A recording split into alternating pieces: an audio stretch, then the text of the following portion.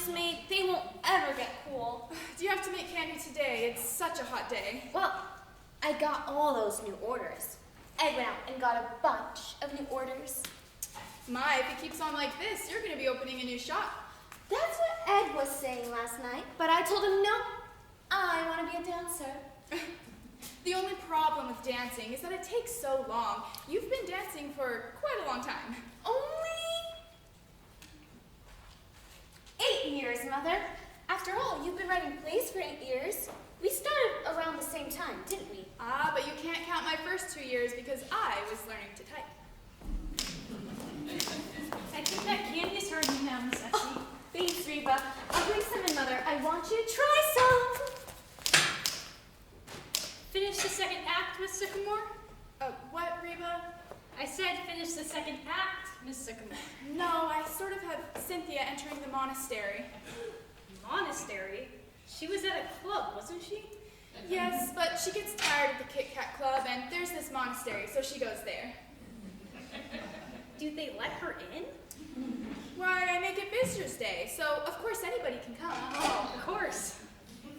Yes, so she arrives on Visitor's Day and just stays. Stays? Like, stays the night? Yes, she stays for 6 years. 6 years? Well, I'll tell you what, 6 years and she'll bust that monastery wide open. 6 years later? Mr. DePenna! Yeah? Mr. DePenna, will you bring up one of those new skyrockets? I want to show it to Mrs. Sycamore. Sure! Say, Penny, what do you think of these new firecrackers we made?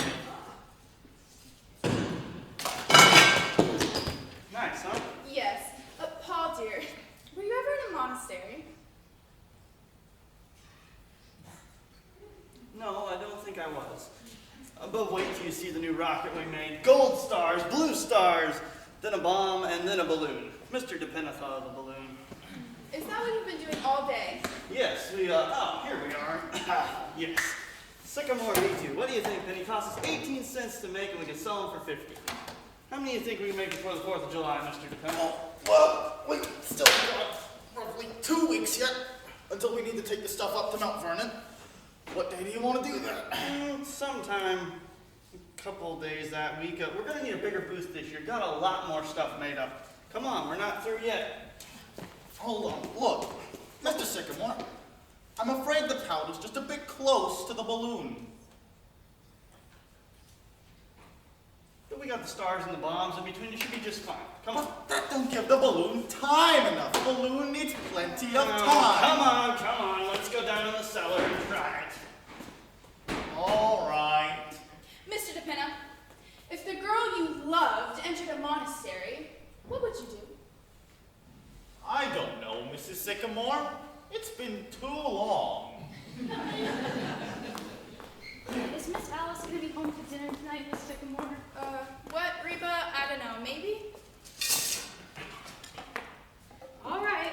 Well, I'll set a place for her. But she's only been home once this entire week. Yes, I know.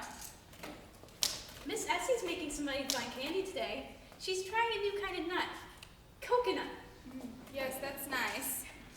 All right, let's see. 6, and Mr. DePenna and Kolenkov comes tonight. That makes 8, don't it? Yeah, I'll set for 8.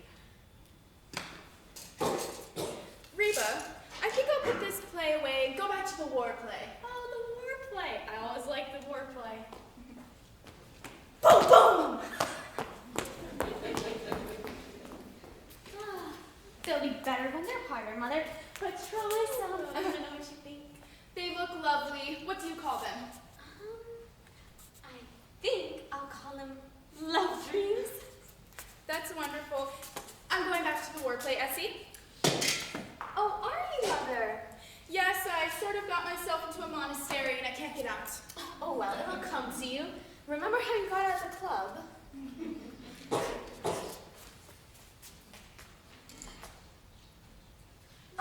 The snakes look hungry. Did Reba feed them? I don't know. Reba, did you feed the snakes yet? No, Donald's coming. He brings the flies with him when he does. Okay, just make sure that you feed them before Grandpa gets home. You know how fussy he is about them. Yes, ma'am. And take Gertrude on Harpo to the kitchen with you.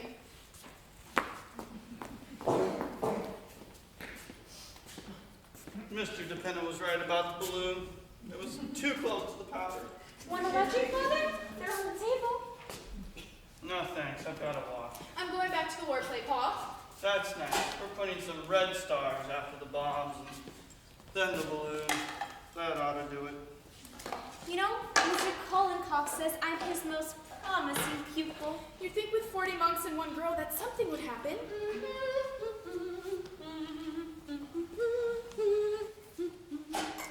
Essie, listen to this.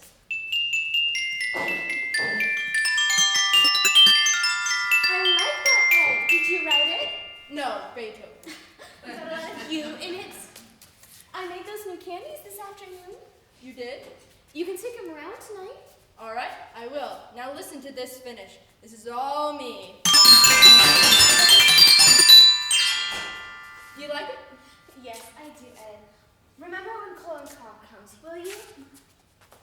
Ed, why don't you and Essie have a baby? I was just thinking about it the other day. Well, we could have one if you wanted us to. What about it, Essie? Should we have a baby? I don't really care. I'm willing if Grandpa is. Let's ask him. Religious play, labor play, love play. Oh, it's here someplace. I was right about the balloon. It was too close to the powder. Mr. DePenna, do you want anything printed? How about more of those calling cards? No thanks. I've still got the first 1,000. Well, call on someone, will you? All right. Reba, what are we having for dinner?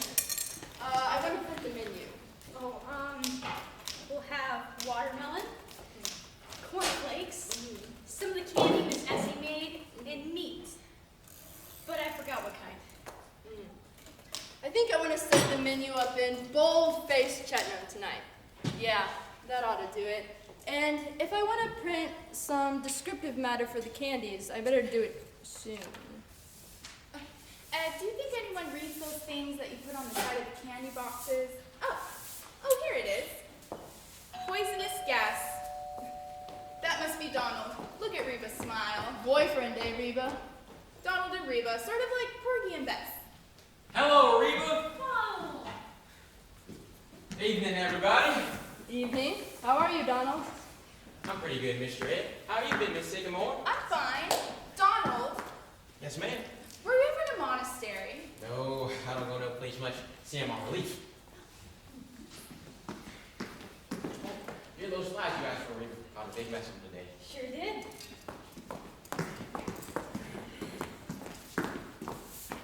See, you've been working, Miss Sycamore. Yes, indeed. How's Grandpa? He's fine. He's down at Columbia this afternoon. The commencement exercises. My. Deer certainly do roll around. What does he go there for all the time, Penny? I don't know, but it's so handy just right around the corner. Oh, Donald.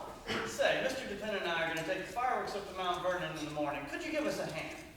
Oh, if the government finds out I'm working, they'll get sore. I can't do it this year.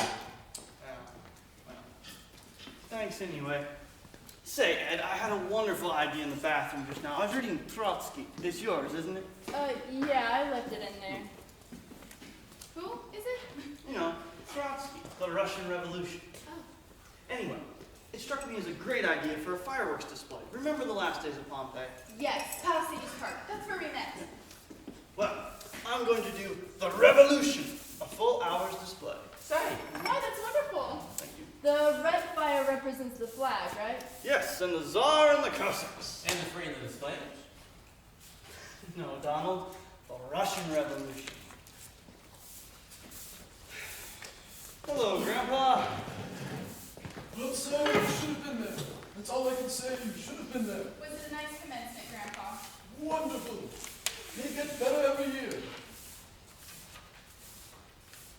You don't know how lucky you are that your snakes Big class this year, Grandpa? must have been about 2 acres. Everybody graduated. Yes, sir, and much funnier speeches than they had last year. You want to hear a good speech, you go up and hear Father Divine. I'll wait.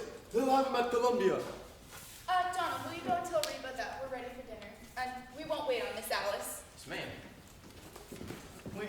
fine rocket today, Grandpa.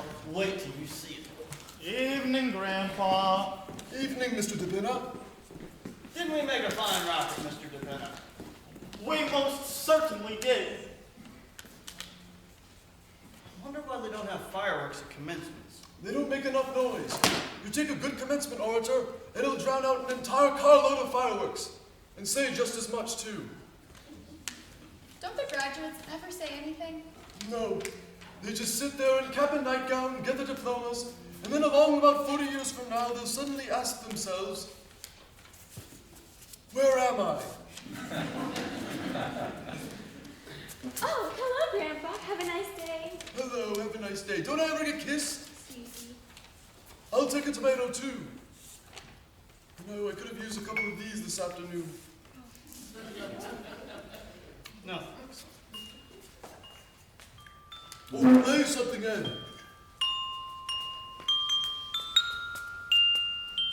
There's a letter that came for your Grandpa. Letter for me. I don't know anyone. It was for you, though. It had your name on it. That's funny. Where is it? I don't know. Mother, where's Grandpa's letter? What, Essie? Where's the letter that came for Grandpa last week? I think I saw the kittens on it last. Well, who sent it? Did you notice? Yes, it was on the outside. Well, who sent it? The United States government. Really? I wonder what they wanted. There was one before that, too. There were a couple of them, actually. All from the same people. Well, if any more come by, wish you'd tell me about it. Yes, Grandpa. Well, I think I'll go up to Westchester tomorrow and do a little snake hunting. God is the state, and the state is God. Who says that? Trotsky. Oh, that's fine. I thought you said it. It's nice for printing, you know? Nice and short. G-O-D space I-S space T-H-E space. So the beautiful princess entered her palace and kissed her father. Hello, dear. And kissed her mother. And of course, kissed her grandfather. Hello, darling. Hello, Grandpa. And so they turned into the Sycamore family. Surprised. Well, what do you think? Oh, Alice, I like it. Do you? It's new, isn't it? Looks nice and summery. Where'd you get it? Oh, I just took a little stroll this afternoon during my lunch hour. You've been on a lot of walks lately. That's the second new dress this week. Well, I have to brighten up the office every now and again. I am known as the K. Francis of Kirby & Co. Well, what's been going on around here in the ways of plays and ballet dancing and snakes and... Oh, Father, you must have been down in the cellar all evening. Huh? I'm going back to the war play, Alice. That's wonderful, Mother. And play Alice the Beethoven thing you wrote. No, you can mail a letter all the way to Nicaragua for 2 pesos. Really? That You is should my try life, it. so priceless thing to me. Listen, people, listen. I'm not home to dinner. A young gentleman is calling for me. Really? Who is it? Oh, nice. Yes, I've tried to keep him away for as long as I could, but he's calling for me. Well, why don't you both stay to dinner? Oh no. I've tried to prepare him a little to take you all in easy doses, but please don't make it any worse than you can help. Don't read him any plays, Mother, and Grandfather, don't let a snake bite him. I like him. And Essie, I wouldn't dance for him, because tonight we're going to go see the Monte Carlo Ballet. Can't do anything. Who is he? President of the United States? No, he's Vice President of Kirby & Co. Mr. Anthony Kirby Jr. The boss's son? The boss's son, just like the movies. Well, that explains the new dresses. And not being home to dinner for 3 weeks. Why, Sherlock Holmes. Are you going to marry him? Yes, tonight even. Meanwhile, I need to go try my wedding dress. Well, is he good looking? Yes, in a word. Why, what time is it? I don't know. Does anybody know what time it is?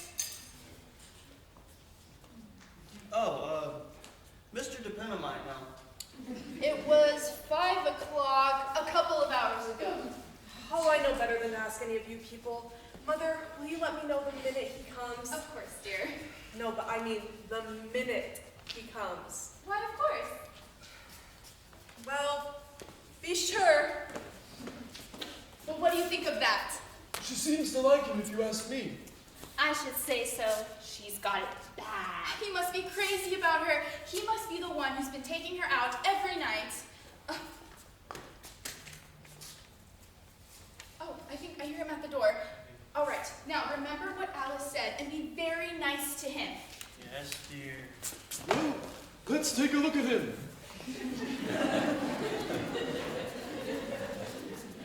Well, welcome to our little home.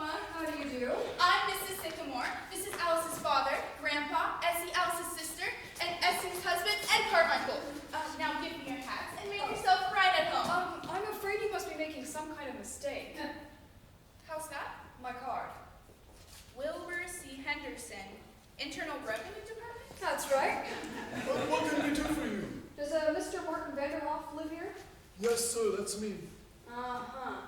Well, Mr. Vanderhoff, the government has been trying to reach you about a little matter of income tax. Income tax? Yes. Mind if I sit down? No, just go on right ahead. Thank you. Is that Mr. Kirby, Mother? No, it isn't, darling. It's an internal some of the sort. Excuse me. Mr. Sycamore! Excuse me.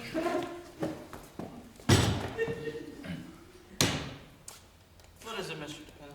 This thing's just not going off. Look. Oh, no, Mr. DePenna, not here. Grandpa's busy. Pardon me. Well, Mr. Sycamore, Vanderhoff, we've written you several letters about the matter, but we've yet to hear any reply. Oh, that's what those letters were. I told you they were from the government. Yes, well, it seems, according to our records, Mr. Vanderhoff, you have never paid an income tax. That's right. Why not? I don't believe in it. Well, you own property, don't you? Yes, I do. And you receive a yearly income from it That's true. of between $3,000 and $4,000 a year. About that. You've been receiving it for years. Indeed. 1901, in the year of our Lord, if you want the exact date. Well, the government is less concerned with the exact date, as with 1914 onwards. That is when the income tax started. Well, Well, Mr. Vanderhoff, it appears that you owe the government 23 years back income tax. You can't go back that far. That's outlawed. And what's your name? Well, why does it matter?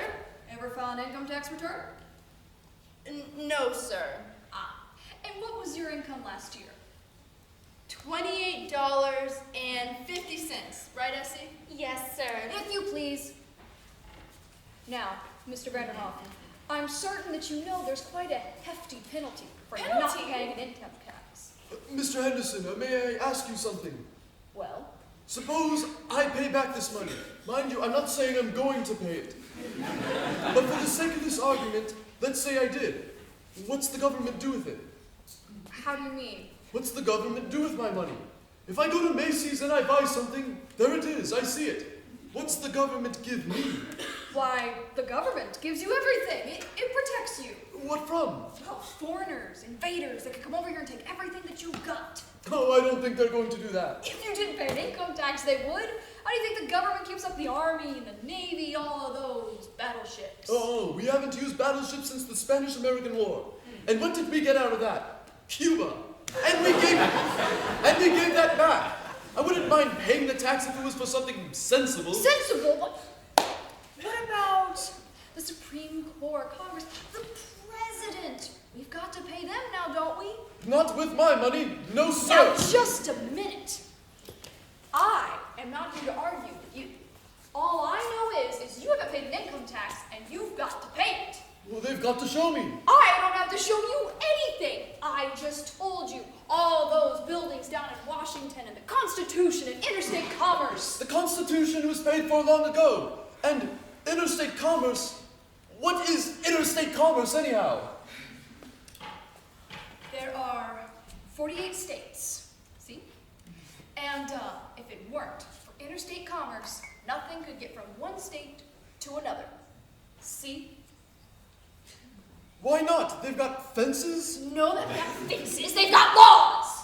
My goodness, I've never come across anything like this before. Well, I might pay $75, and that's all it's worth. You'll pay every cent of it just like everybody else. Essie, listen to this. And let me tell you another thing. If you don't pay, you'll go to jail. Jail. Do you hear me? That is the law. And if you think that you're bigger than the law, then you have another thing coming. You are no better than anybody else. And the sooner you get that through your thick skull, the better. If you're hearing from the United States government, that is all I can say. Oh, look out for those snakes! How was that? Fine, Ed. How did that sound to you folks? I liked it. My, he was mad, wasn't he? Oh, it's not his fault. It's just the whole thing is so silly. He forgot his hat. Say, what size is that hat? 7 1/8. Just right for me. Who was that fellow, anyhow? Oh, that must be him. All right. Better make sure this time, dear. Well, I hope he's good looking. How do you do? Good evening. Is this Mr. Anthony Kirby Jr.? Yes. Well, do come right in. We've been expecting you. I'm Alice's mother, Mrs. Sycamore. This is Mr. Sycamore, Grandpa, Essie, Alice's sister, and Essie's husband, Ed Carmichael. There, now you know all of us. Please, make yourself at home. Thank you.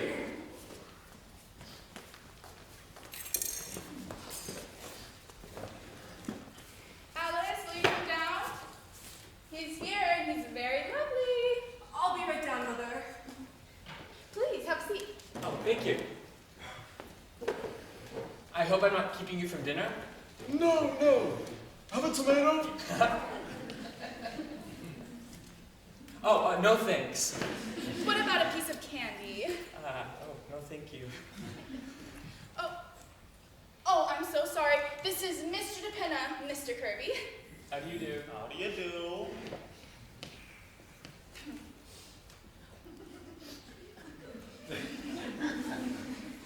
Say, didn't I read about your father in the newspaper the other day? What was it? Something about getting indicted or something? Hardly that. He just testified before the Securities Commission. Oh. Yes, I'm sure there was nothing crooked about it, Mr. DePenna. In fact, Alice has told us what a wonderful father you have. Well, I know Father couldn't get along without Alice. She knows more about the business than any of us. Aren't you awful young, Mr. Kirby, to be vice president of a big place like that? Well, you know what that means, Vice President. All I have is a desk with my name on it. Is that all? Don't you get any salary? Well, a little. More than I'm worth, I'm afraid. Oh, now you're just being modest. Sounds kind of dull to me, Wall Street. Do you like it? Well, the hours are short. And I haven't been there very long. Just out of college, yeah? Well, I knocked around for a while first. Just sort of had fun. What did you do, travel? For a while. Then I went to Cambridge for a year. Oh. England. That's right. Say, what's an English commencement like? Did you see any? Oh, very impressive. They are, Anyhow, now the fun's over and I'm facing the world. Well, you have a good start ahead of you, Mr. Kirby. A rich father and vice president. Well, that's hardly my fault. Well, I suppose you're ready to settle down and get married. Oh, Penny. I'm sure Mr. Kirby knows his own mind. I wasn't making up his mind for him, was I, Mr. Kirby? Not at all, Mrs. Sycamore. You mustn't rush him, Mother. All I meant was he's bound to get married, and suppose the wrong girl gets him? Well, here I am, a vision in blue. Oh, I see that you've all had time to get to know one another. Yes, we were just having a delightful discussion about quickly as I could. Oh, I didn't mind in the least. Hang those flies in the kitchen. Oh, Miss Alice, you look really pretty. Where are you going? I'm going out, Reba. Oh, stepping. Yes, well, we better get Oh, going. that must be Mr. Kolenkoff. Raymond, you take cornflakes on your cereal? Oh, half and half, Donald. My little Rabishka! Yes, that's Kolenkov, all right. Good evening, everybody! Good evening. Grandpa, what do you think? I've had a letter from my friend in Russia. The second 5-year plan is a failure. I practiced today, Mr. Kolenkoff. Ah, my Pavlova. Well, if you'll excuse us, Mr. Kolenkov. Ah, my little Alice. Never before have I seen you look so magnificent. Yes, thank you. Mr. Kolenkov, this is Mr. Anthony Kirby Jr. Mr. Anthony Kirby, this is Mr. Kolenkov, SU's dancing teacher. How do you do? How do you do? Well, if you wouldn't mind, we're off to go see the Monte Carlo Ballet. Monte Carlo Ballet? It stinks! Yes, well, goodbye, everybody. Goodbye, I'm so glad to have met you all. Goodbye. Monte Carlo Ballet! My, wasn't he lovely? All right, everybody, time for dinner. I thought he was pretty nice. What do you think? Yes, and so good looking. And his manners. Did you notice, Paul? Did you notice his manners? I certainly did. You were getting pretty personal. Now, Paul. Anyhow, I think he's wonderful. He looked like a cousin of mine. Basque! Diaglyph! Then you have the ballet. I think if they get married here, we can put the altar where the snakes are. Would you mind, Grandpa? Not if the snakes do. Oh no, they'll want to get married in a church. His family and everything. I like a church wedding. Quiet, everybody, quiet. Well, sir, we've been getting along pretty well for a while now, and we are certainly not obliged. Remember, all that we ask is to go along in our own certain way and be happy. Of course, we'd like to keep our health, but as far as anything else is concerned, we'll leave it up to you. Thank you. So, the second 5-year plan is a failure, eh, Kolenkov? Catastrophic! And just wait until they try the third 5-year plan. Of course his family's going to want to come. Imagine Alice marrying a Kirby. Think of it, isn't it exciting? And I'll play the wedding march on my xylophone. What's for dinner? I'm hungry.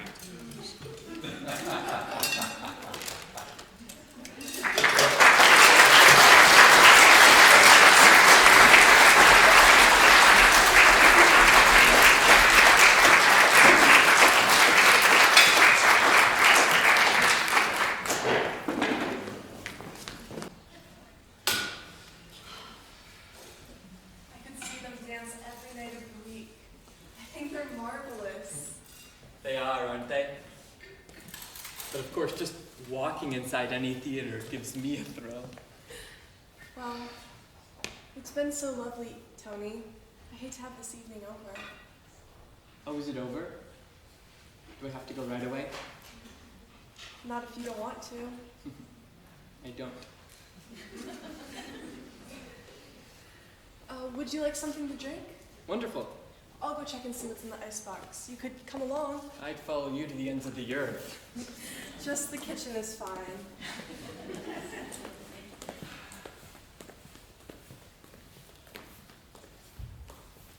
Why, I like it. You've done it very simply, haven't you? Yes, we didn't know whether to do it New Empire or Neo-Grecian. So you settled for frigid air. Yes, it's so easy to live with. Good thing you're not hungry, Mr. K. An icebox full of cornflakes. That gives you a rough idea of the sycamores.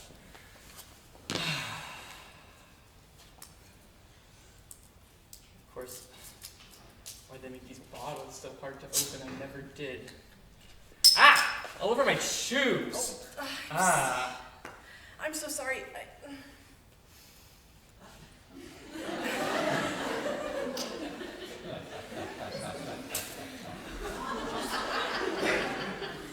I'll take mine in the glass. you are, a foaming beaker.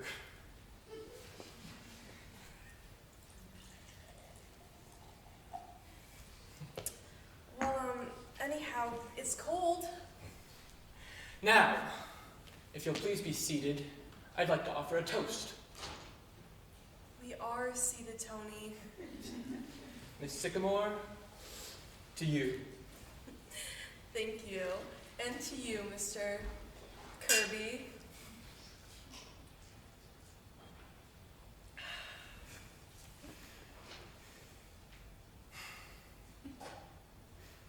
You know something? What? I wouldn't trade 1 minute of this night for all the rice in China. Really? Cross my heart. Is there a lot of rice in China? Terrific. Didn't you ever read The Good Earth? Well, I guess I ought to go. Is it very late? Very. I don't want to go. I don't want you to go. All right, I won't.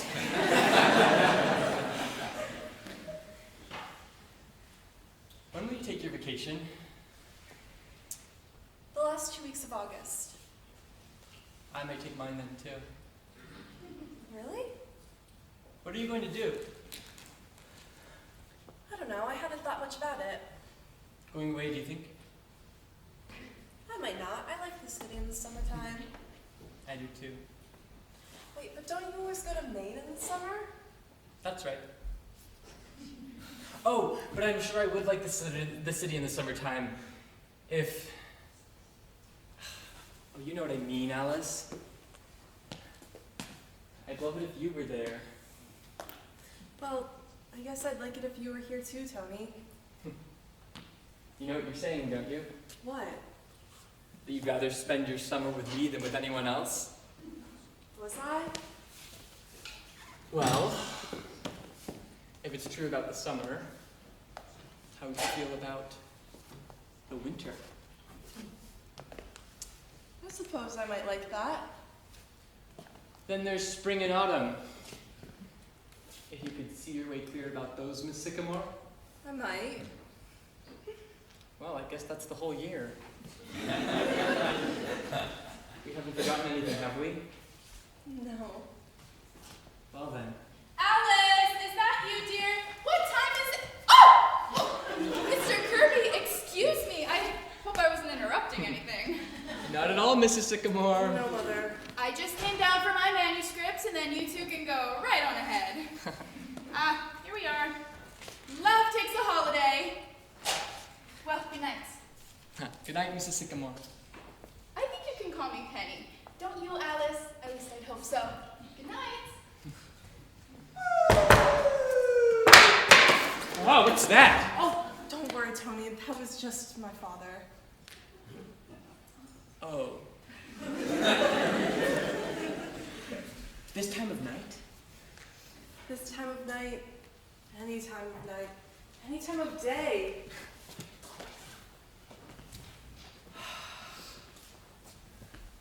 You know, you're more beautiful, more lovely, and more adorable than anyone else in the whole world. Tony, don't. What? Just because your mother...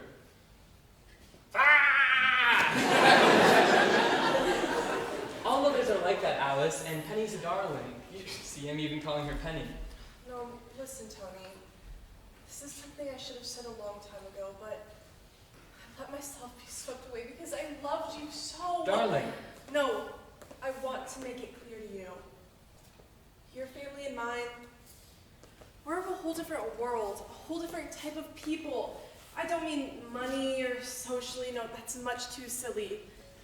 But you and I just wouldn't work, Tony. It wouldn't work. All right, have it your way. She can't dance. They pay her all that money, and she can't dance. Well, I don't call that dancing what she does. Oh, hello there. How was the ballet? It was fine, I see. Wonderful. Hello there. Hello. Look, people. Ed and I just saw Fred Astaire and Ginger Rogers. Do you think she can dance, Mr. Kirby? Why, yes, I always thought so. What does she do anyhow? Now, you are Fred Astaire. Essie, stop! I'm only going to use it for a minute, dear. Now look, Mr. Kirby. Essie, don't! We all know that you're better than Ginger Rogers anyway. You see, Ed. Right. Anyways, we should go. We're butting in here. Oh, they've been together all evening. Good night. Good night, Mr. Kirby. Good night. Alice. Good night, Mrs. Carmichael. Essie, did you ask Grandpa about us having a baby? Oh, yes. He said go right ahead. You see, Tony, that's what it would be like. Oh, I didn't mind that. Anyhow, we're not going to live with your family. It's just you and I. No, it's not. It's never quite that. Listen, some people could break away, but I couldn't. I know that they're strange and they do some weird things, but I don't know, they're gay and they're fun and they've got a sense of nobility about them. Darling, you talk as though only you could understand them. That's not true. Why, every family has got curious little traits. My father raises orchids at $10,000 a bulb. Is that sensible? My mother believes in spiritualism. That's as bad as your mother writing plays, isn't it? No, your mother believes in spiritualism because it's fashionable, and your father raises orchids because he can afford to.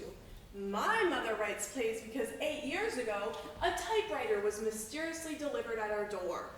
Darling, what of it? And could you explain Grandpa? 35 years ago, he went up to his office and came right back down. He could have been a rich man. He could have been something. But now, all his life is plays and circuses and commencements. It never occurs to any of them. Hello there, children. Hello, Grandpa. Good evening, Mr. Vanderhoff. How's the weather? Looks like a fine summer's evening. Yes, it's lovely. Well, I'm off. Goodbye, Mr. Kirby. I've got a date with the policeman on the corner. Policeman? 12:30 every night. It's a standing day. I've known him ever since he was a boy. He's really a doctor. But one day he came to me and said, Mr. Vanderhoff, I don't want to be a doctor anymore. I want to be a policeman. And so I told him, you go ahead and be a policeman, if that's what you want to be. And that's exactly what he did. How do you like my hat? It's very nice, Mr. Vanderhoff. Yeah, I like it. The government gave it to me.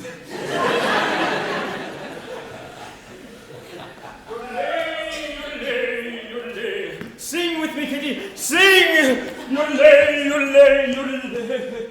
Good evening, Donald. Oh, excuse me. I didn't know you folks was in here. Reba kind of fancied some candy, so there it is.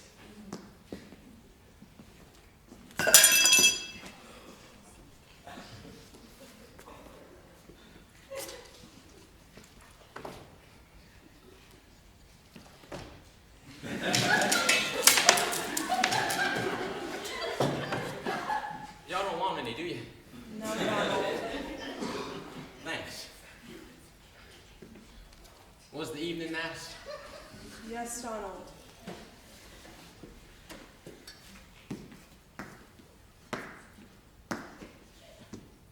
Was the dinner nice? Yes, Donald.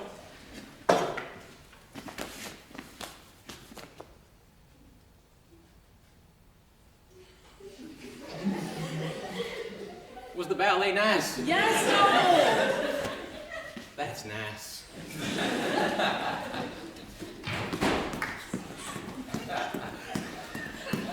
See, could you explain Donald to your father? Could you explain Grandpa to your father? I love you, Tony. I love you. But it's no use. There's only one thing you said that matters, that makes any sense at all. You love me.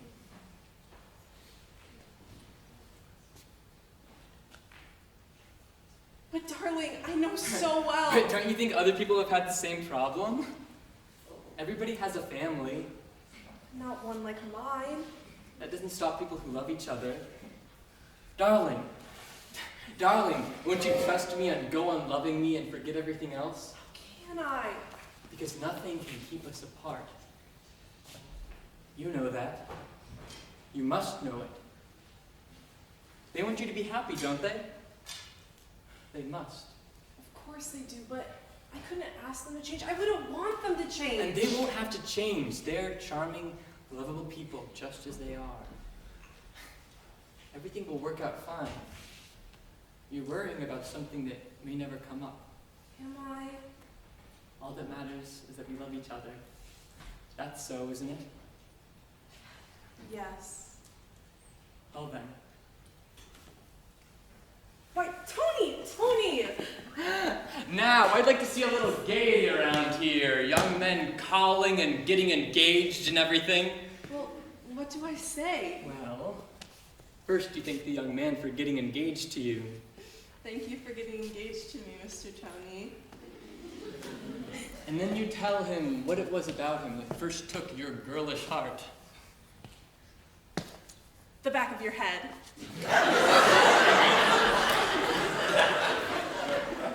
Huh?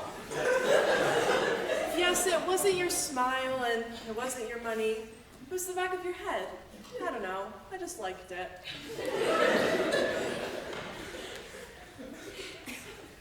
What happened when I turned around? Oh, I got used to that after a while. Oh, darling, think of it. We're pretty lucky, aren't we? I know I am. I'm the luckiest girl in the whole world. I'm not exactly unlucky myself.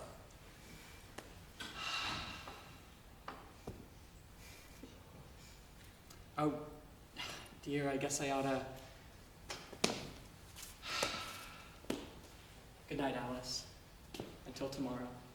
Good night, Tony.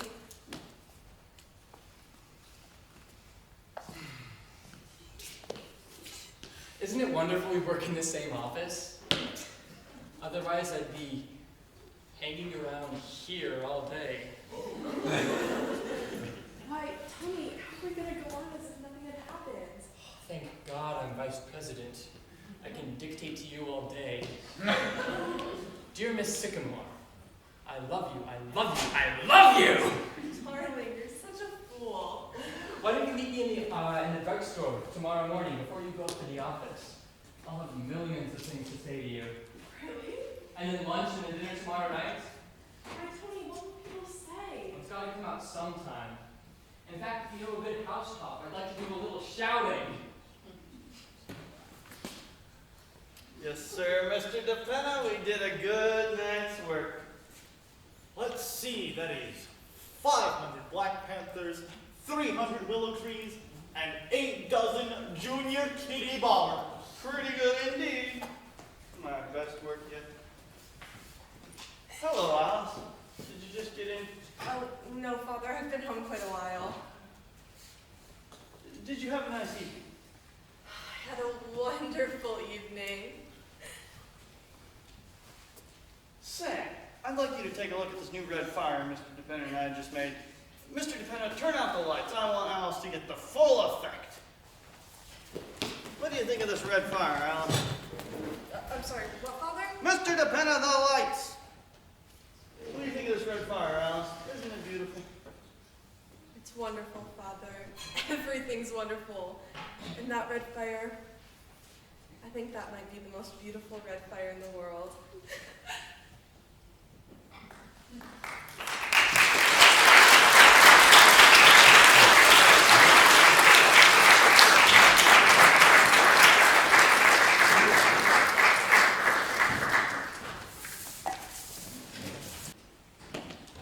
All right, I said to him, you can have your old job back. All right, Miss Wellington, I'm ready to read you this new play I wrote. Anytime you are. Just a minute, dearie, just a minute.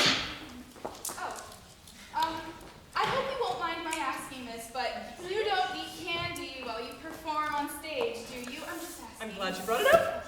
Once the play opens, I don't touch a peppermint. The minute I enter a stage door, the chocolate is put away till intermission. Have you been on the stage a long time, Miss Wellington? All my life. Ever see Peg in My Heart? Yes. I saw it too. Good show. Hi. Hot night, ain't it? You want me to open the window for you, Miss Watson? Forget the weather. He's cute. Oh, she's just acting, Reba. She don't mean nothing by it. Come on, man. Anyway, I just thought that I would read you my new play up in my room. All right, I'm ready. Ah! Is that a snake? I'm sorry.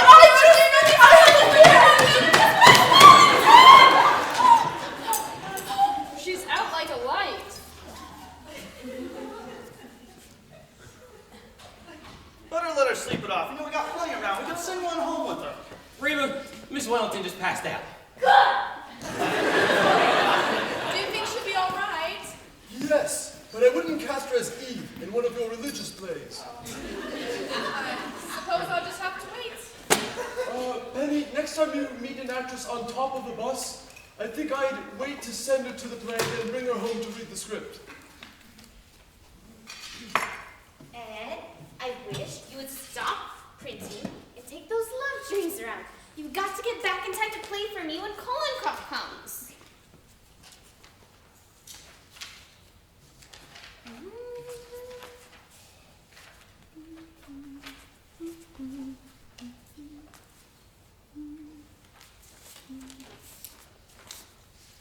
Is Goldenhoff coming tonight?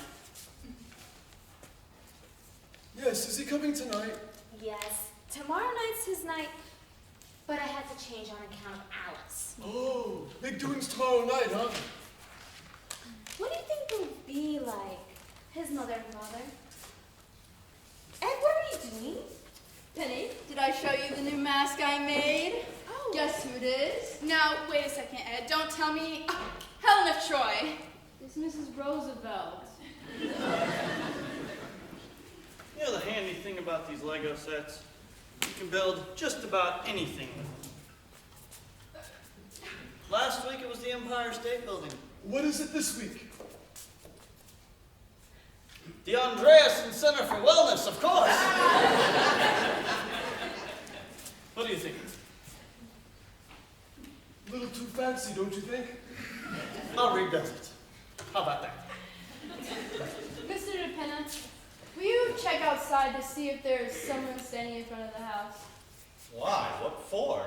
Well, these past few days while I've been out delivering candy, there's been a man following me. Ed, you're crazy. No, I'm not. He just follows me and he stands in front of the house and watches us. Really? I'll take a look and see. I don't see why anybody would kidnap you, Ed. Well, there's a lot of kidnapping going around, Grandpa. Oh, well, yes, but not of Ed. Well, did you see him? There's nobody out there at all. You're sure? Positive. I just saw him walk away. You see? And it could have been anybody who was walking down the street. Will you just hurry and get back? Okay, You want to go down now, Mr. Sycamore, and finish packing up the fireworks? I suppose we've got to take that stuff up to Mount Vernon in the morning. Mother, may I have some paper? I'm making out a list for Reba for tomorrow. Yes, of course, dear. Here's some. Why, what happened to your actress friend? Is she acting? Oh, no, Alice. She's not acting. She's really unconscious. Oh. Essie, you'll give Reba the kitchen all day tomorrow, right? She'll need it. Of course, Alice. In fact, I'm going to start on some love dreams right away, so I'll be way ahead. Thank you, darling. Mother, I'm coming home at 3 o'clock sharp tomorrow. Will you have everything in the cellar by then? The xylophone, the ballet shoes, the snakes, the printing press. And Miss Wellington. And definitely Miss Wellington. That'll give me time to arrange the table and fix the flowers. The Kirbys are certainly going to get the wrong impression of this house.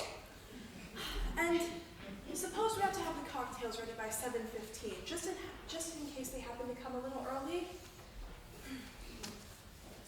Do you think I should let Reba cook the dinner tomorrow night? What do you think, Grandpa? Now, Alice, I wouldn't worry. From what I've seen of the boy, the Kirbys are fine people. Now, if everything isn't so elaborate tomorrow, everything should turn out just fine. I'm not trying to pretend that we're anything we're not. I want tomorrow to go perfect. No reason it shouldn't, Alice. We're going to do everything we can to make it a nice party. Oh, my darlings, I love you. You're the most wonderful family in the world, and I'm the luckiest girl in the world. Why, this past week has felt like floating. You don't know what just seeing him does to me. Just seeing him.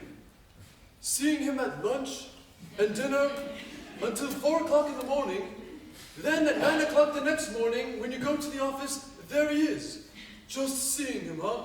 I don't care. I'm in love.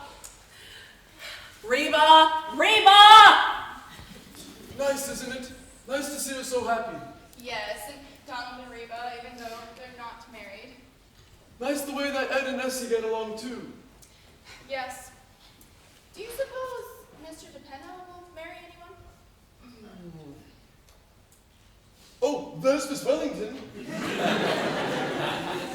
Oh dear, I wish she would wake up if we're going to read this play tonight. Mrs. Sycamore, look what I found. Remember? Yes, of course I remember. It's my painting of you as the discus thrower. Look, Grandpa. Yes, I remember. Mr. DePenna, you've gotten a little bald, haven't you? Is it very noticeable? I still got some there. Well, it was a very long time ago, Mr. DePenna. Just before I stopped painting, let me see, that was 8 years ago. Oh, it's too bad you never finished it, Mrs. Sycamore. It's just as well, too. I was going to have to strip next.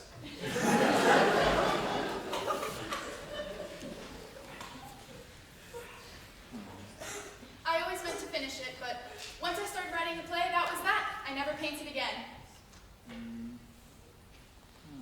To think that the day I came here 8 years ago to deliver the ice, that I would stay here for those next 8 years. Oh, the milkman was here for 5, just ahead of you. Say, why did he leave anyhow? Oh, I forgot. He didn't leave. He died. Oh. Yes, it really was a wonderful funeral. Remember, Grandpa, we never knew his name, and it was kind of hard to get a certificate. Yes, what was the name we came up for him? I forget. Martin Vanderhoff. We gave him your name. Yes, I remember. Yes, it really was a lovely idea, because then he would have never received all of those flowers. And it didn't hurt me. I mean, haven't had a telephone call from that day to this, and I'm not bothered with mail anymore. Yes, it really was a wonderful idea. Certainly was. You know, I really wish you would finish that sometime, Mrs. Sycamore. I'd kind of like to have it. You know what, Mr. DePenna? I'll do some work on it right tonight. Say you will? Well, I don't think Miss Wellington will wake up anytime soon, so I'll tell you what. Go down into the cellar, bring up your costume, and get the easel. Is it still down there? I think it is. Okay, where are my paints and brushes? Rabishka, my little Rabishka! Yes, sir, Mr. Kolonov. Grandpa, tell me, what am I to do with little Rabishka here? I tell her she could be a toe dancer, but she only laughs. No, sir, Mr. Kolonkov. I can't get on my toes. I've got horns. You can wear diamonds, Rabishka! A great woman, Grandpa.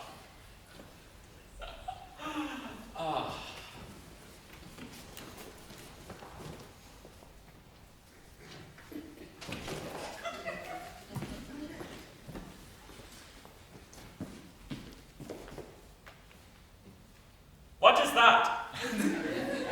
Oh, it's a painting. Penny painted it. It's of Mr. DePenna. It, stinks! I know. like that. What is that? She's an actress, friend of Penny's.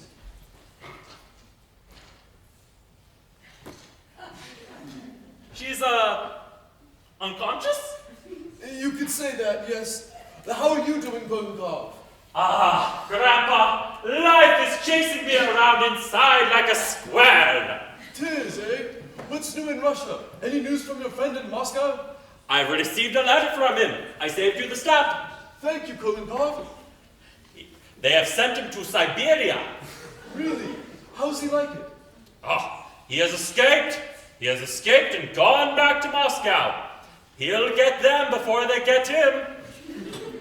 Oh, the Soviet government. I could just take the Soviet government and... Ah! I'm sorry I'm late, Mr. Kolonkov. I'll get into my dancing clothes right away. We have a long night ahead of us, my Pavlova. Tonight we will try something new. Oh, Mr. Kolenkov, is Essie making any progress? Confidentially, she stinks.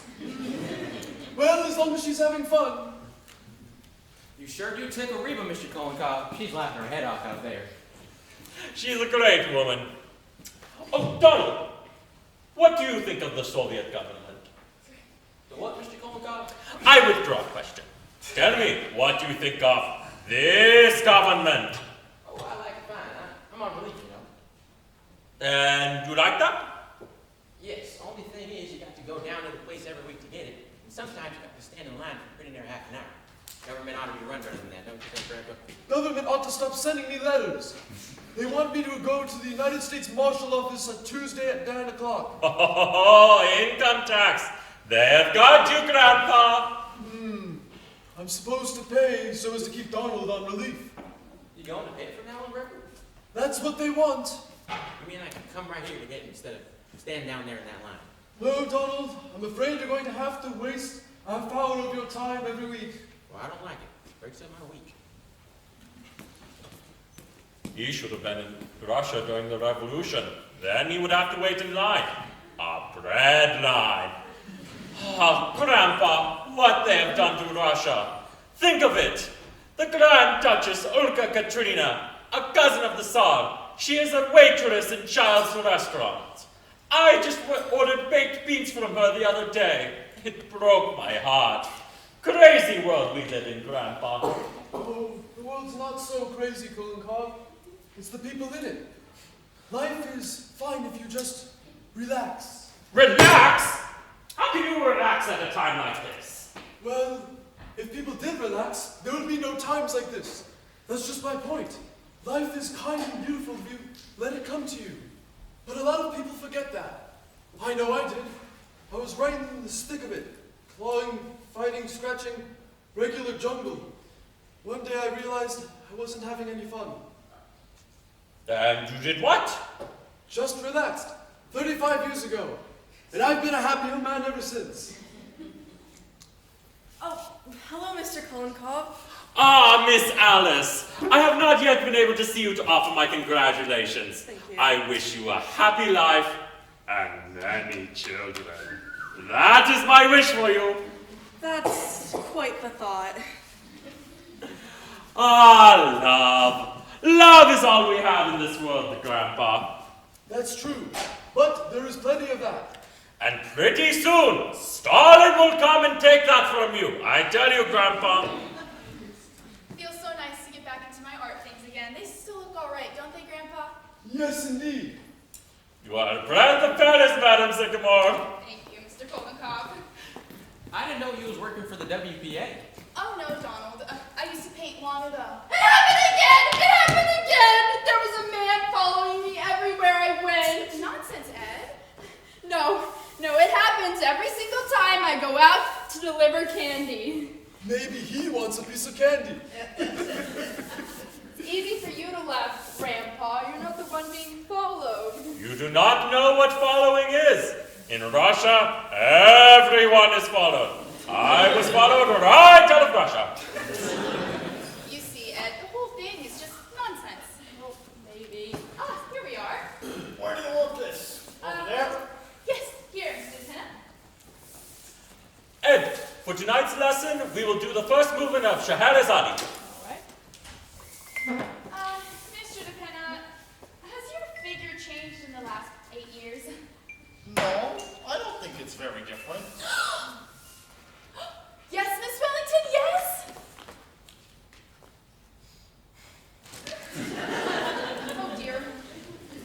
I'm sorry I'm late, Mr. Cornwall. I couldn't find my slippers. We have a hard night for it, my Pavlova, but art is only achieved through perspiration. Did you hear that, Grandpa? Art is only achieved through perspiration. Yes, but it helps if you have a little talent to go along with it. You are ready? Only 2 bullseyes last night. Gotta do better than that. We begin. Now, pirouette! Pirouette! Come on, you can do better than that. It's been 8 years now. Ah, much better. Now, untrot! Untrot! No, Grandpa, you cannot relax with Stalin in Russia. The Tsar relaxed, and what happened? He was too late. He was too late. Mr. Kolenkov, Mr. Kolenkov. If the Tsar had not relaxed, then the Grand Duchess Olga Katrina would not be serving baked beans today. Mr. Kolenkov. Ah, we go back to the pirouette. Mr. DePenna, could you suck in your gut a little more? That's right. A little freer with the hands. The whole body must be engaged. And up with the music. The music must be free too.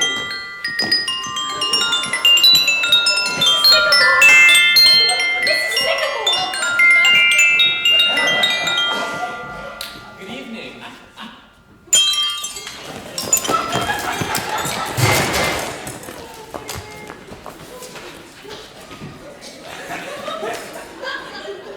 How do you do?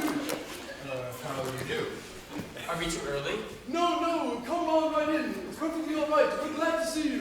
Yes, only we thought it was to be tomorrow night. Tomorrow night? What? Oh no, it's perfectly all right. Please, make yourselves at home. Tony, how could you possibly? I don't know, Father. I thought... Really, Tony, this is most embarrassing. Not at all. Why, we're not doing a thing. Yes, just a quiet night at home. Indeed, that's all it is. Now please, come right in. This is Alice's mother, Mrs. Sycamore. How do you do? Alice's sister, Mrs. Carmichael. Mr. Carmichael, Mr. Kolenkov, and Mr. DePenna. How do you do? What do you do? Don't mind my costume. I'll take it right off. Mr. DePenna, could you go down to the cellar and bring up Mr. Sycamore? Tell him that Mr. and Mrs. Kirby are here. And make sure to put his pants on. All right. Excuse me.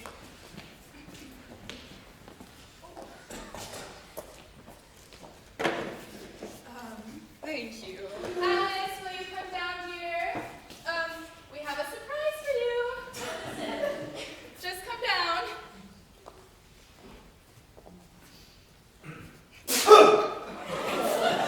May I please take your wrap, Mrs. Kirby?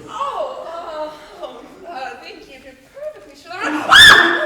Oh, now they're perfectly harmless, Mrs. Kirby. Yes, we're just so used to having them around the house. Ed, take them to the kitchen. Sorry to trouble you, but things happen to me. I feel very uncomfortable about this, Tony. How could you have done such a thing? I'm sorry, Dad. I thought it was tonight. Well, it was very careless of you. Oh, Very. now, Mr. Kirby, anybody can get it mixed up. Penny, how about some dinner for these folks? They come for dinner, you know. Oh, please don't bother. We're really not hungry at all. Oh, but it isn't a bit of bother, Mrs. Kirby. Ed, will you tell Donald to run down to the ABC and get a half dozen bottles of lemonade and some frankfurters? Mr. Kirby, do you like frankfurters? Please don't bother Miss Sycamore. I have a little indigestion, anyhow. I'm sorry. What about you, Mrs. Kirby? Do you like frankfurters? Oh, yes, I'm very fond of them. Oh, well, you can have a veggie burger if you'd rather. Either one would do. Okay, tell him to run down and get a veggie burger, Campbell soup, and some canned corn. Got that, Ed? Mm-hmm. Tell him to hurry. All right.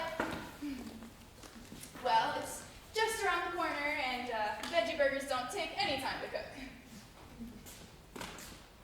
Oh, and here is Alice's father, Mr. Sycamore, Mr. and Mrs. Kirby. How do you do? I'm afraid I don't look very presentable. Yes, this is Mr. Sycamore's busiest time of the year, just before 4th of July. Oh! Darling, I'm the most dull-witted person in the world. I thought it was tonight. Tony, I can't. I'm so sorry. You've all had time to get acquainted with one another? Yes, indeed. How do you do, Alice? How do you do, Mrs. Kirby? I'm afraid I'm not very presentable at the moment. Darling, you look lovely. Of course she does. Don't let this upset you, my dear. We've all just met each other a night sooner, is all. Of course. I know, but I was just planning such a wonderful evening for us tomorrow night. Well, we'll come again tomorrow night then. There you are, dear. Am I forgiven? I guess so. Well, we better see about getting you all some dinner. Oh, I already did that, Alice. Yes, Mother, but what did you send out for? Because Mr. Kirby has a little indigestion. Oh, it's all right. It's quite all right. Of course it is, darling. I asked him what he wanted, Alice. Yes, but... Now, it's not as serious as all that. Just because I have a little indigestion. Perhaps it is not indigestion at all, Mr. Kirby. Perhaps it is stomach ulcers. Don't be absurd, Mr. Kolenkov. You mustn't mind Mr. Kolenkov. He's a Russian, and Russians tend to look on the dark side of things. All right, I am a Russian. But a friend of mine, a Russian friend, died of stomach ulcers. Really? Mr. Kolenkov, stop! Mr. Kirby has a little indigestion, that's all. All right, let him wait. Oh, please, have a seat, Mr. Kirby. Thank you. Well, And how are business conditions these days, Mr. Kirby? They're doing okay. We're fairly out of depression. Well, you figure that things are going to continue improving? Broadly speaking, yes. As a matter of fact, industry is now operating at 64% full capacity, as opposed to 82% in 1925. Now, of course, in 1929, just...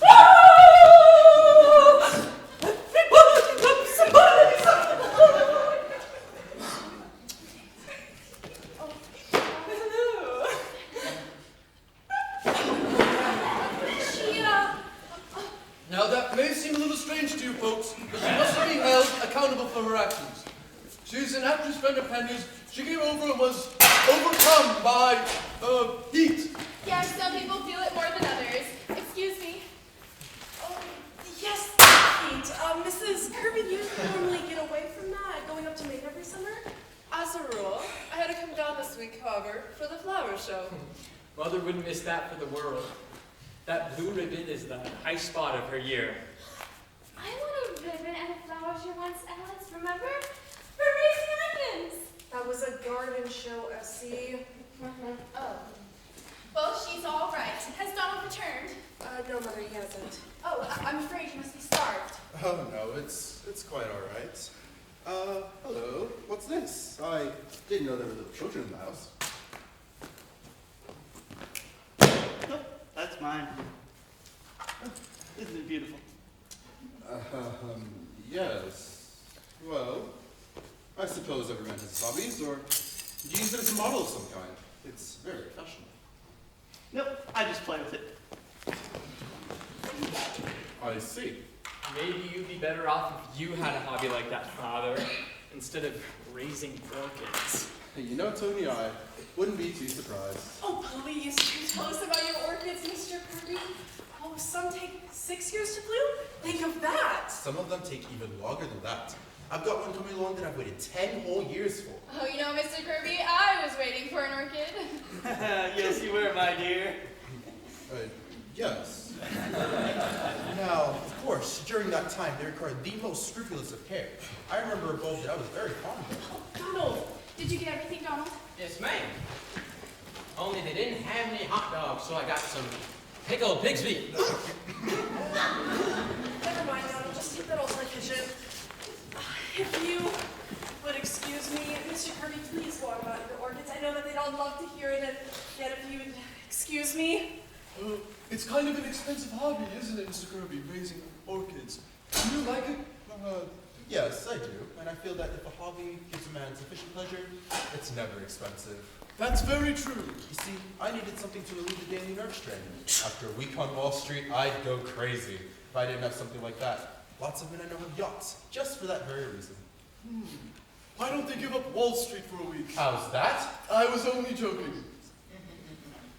I think it's necessary for everyone to have a hobby. Of course, to me it's more than just a hobby, but my great solace is spiritualism.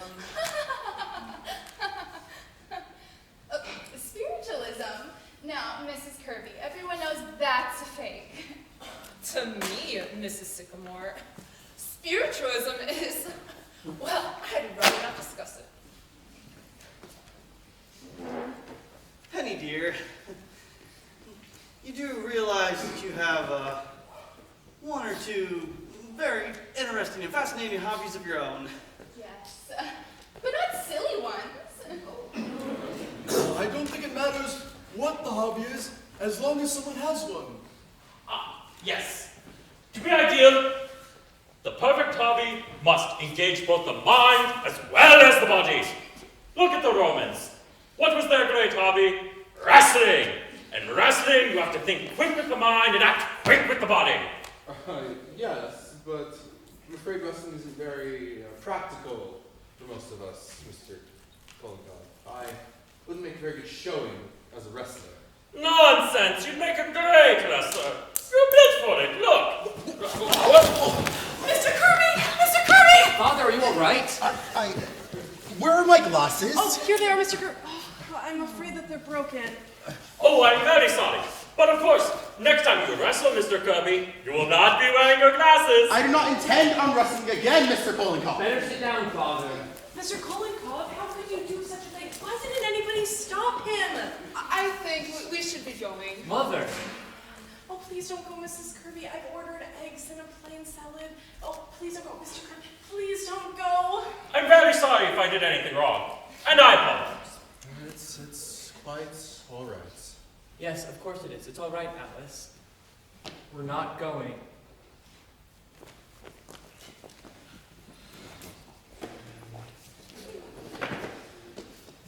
Well, that was exciting for a moment, wasn't it?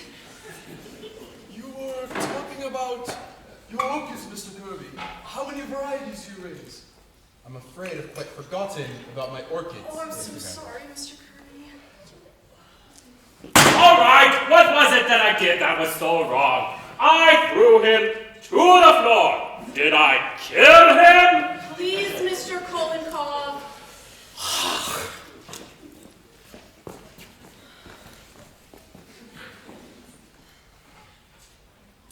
Well, dinner won't be anything at all now. While we're waiting, Mr. Kirby, would you like some candy? I have some freshly made. My doctor does not permit me to eat sweets, thank you. Oh, but these are nothing. Just a marshmallow and coconut and fudge. See, and- don't. Miss Alice. Miss Alice. Yes, Reba? The eggs fell down the sink? The what? The eggs fell down the sink. Well, make some more. I don't have any. Send Donald up for some quick. Well, dinner won't be but just a minute longer. Whoosh! I've certainly caused you people a lot of trouble with my stupidity. Oh, not at all, Tony. Well, why don't we play a game of some sort to pass the time? Oh, that'd be fine. No, Mother, I don't think Mr. and Mrs. Kirby want to. I know a great trick that involves a glass of water. No, Mr. Kolnikov! No, Kolnikov! Anyway, he'd love it, Alice. It's perfectly harmless. I'm afraid I'm not very good at games, Mrs. Sycamore. Oh, but any fool could play this game, Mr. Kirby. All you do is write your name on a piece of paper. What is this game, Mother? I used to play it all the time in school. It's called Forget Me Not. Now, all you do is write your name on this piece of paper. Here you are, Mr. and Mrs. Kirby. Here you are, Grandpa. I'm going to call out 5 words, just anything at all, and you're to put the first thing that comes into your mind. For instance, if I said grass, you may put down green. You see, just anything at all. Or if I said chair, you may put down table. It shows the different reactions people have to different things. You see how simple it is, Mr. Kirby? Come on, Father. Be a sport. Very well. I shall be happy to play it. You see, Alice, he does want to play. Well, I suppose. All right, now, everybody remember you must play fair. Put the first thing that comes into your mind. I understand. Everybody ready? The first word is potatoes. Potatoes. Got that? The next word is bathroom. Mother. Bathroom. Got that? Next word is lust. Mother, this game isn't exactly what you... Nonsense, Alice. That word's all right. Yes, it seems like a perfectly fair word to me. Now you mustn't interrupt the game. Could I have that last word again? Lust, Mr. Kirby. I've got it. This is really quite a game, isn't it? Next word, honeymoon. Essie. The last word is kisses. Mother! Everybody got kisses. All right, now give me your papers. What happens now? Oh, now, this is the best part of the game. Now I read out your reactions. In fact, why don't I read yours first, Mr. Kirby? Everybody ready? This is Mr. Kirby. Potatoes. Steak. Why, that's wonderful, Mr. Kirby. Oh, thank you. I just so happened to think of it just now. Well, it's wonderful. The next one is bathroom. Toothpaste. Yes. Lust. Unlawful. Honeymoon. Trip. Kisses. Lips. Why, that's a lovely paper, Mr. Kirby. Thank you. It's more than just a game, isn't it? It's sort of a study in psychology. Yes. In fact, it shows how the mind works. Now let's see how Mrs. Kirby's mind works. All right, everybody ready? This is Mrs. Kirby. Potatoes, starch. I know exactly what you mean, Mrs. Kirby. Bathroom, Mr. Kirby. What's that? Oh, bathroom, Mr. Kirby. I'm afraid I don't quite follow that, my dear. Oh, I don't know, Anthony. It's just that you spend a long time in there, always bathing and shaving, and, well, I just not even in connection with it is all, because you were in there a long time. Indeed. I hadn't realized I was being so careless in the matter. Go on, Miss Sycamore. No, we better not play. This is really a silly game. Yes. No. Go on, Miss Sycamore. Let's see, where was I? Lust, human. Human? Really, Miriam? What I meant, Anthony, is that lust is, after all, a human emotion. I do not agree with you, Miriam. Lust is not a human emotion. It is depraved. Very well, Anthony. I'm wrong. No, really, this is the most silly game. Suppose we have to play 20 questions. Yes. No. I find this game rather interesting. Go on, Miss Sycamore. What's the next word? Honeymoon. Ah, yes. Honeymoon. And what was Mrs. Kirby's answer? Honeymoon.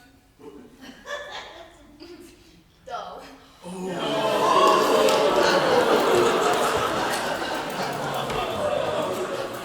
Did you say dull? What I meant, Anthony, is that hot springs wasn't that exciting that time of year. All those old people sitting on porches all afternoon and nothing to do at night. That was not your reaction at the time, as I recall. Father, this is only a game. A very illuminating game, Tony. Go on, Miss Sycamore. Oh, this word's all right.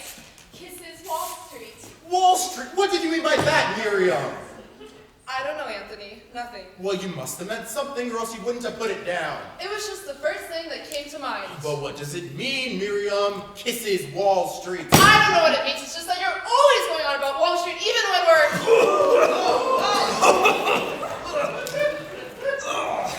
I don't know what I meant.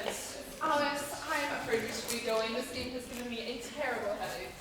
I understand, Mrs. Kirby. Yes, perhaps you better get this from the school for a while, if you don't mind. Oh, but you're coming tomorrow, aren't you? We have another engagement. Yes, perhaps we had better postpone this whole engagement for a while with heat and all. I think we're being very ungracious. Of course we'll stay to dinner. Tonight. I have a very bad headache, Tony. Come, Tony, I'm sure everyone understands. Well, I don't. I think we ought to stay.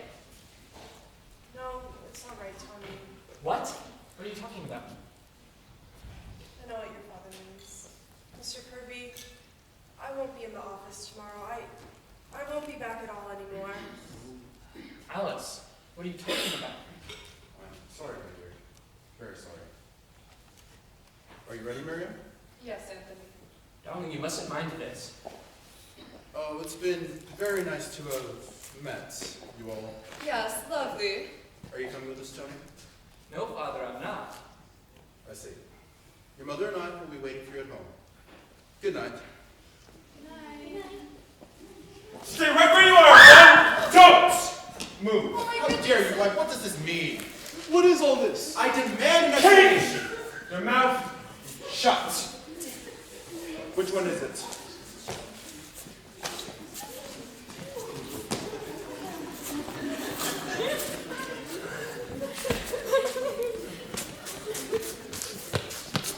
This is him. What are you doing? Ed? What do you mean? What is your name? Edward Carmichael, sir. I haven't done anything. Really? You haven't done anything. Grandpa, what is this? This is an outrage. Shut up! This seems rather high-handed to me, officer. What is this all about? The Department of Justice! Oh my goodness! Ed, what have you done? I haven't done anything! That door. Does it lead to the cellar? Yes, it does. Mac! Jim! Yes, sir. Take a look upstairs. Yes, sir. See what you find. I haven't done anything! You! Come here. Have you ever seen these before? They're my circulars. You print these out, correct? Yes, sir. And place them in boxes of candy and put them in people's homes? The love dreams. But I didn't mean anything. Really? You haven't done anything? Mean anything? Dynamite the Capitol. Dynamite the White House. Dynamite the Supreme Court. God is the state, and the state is God.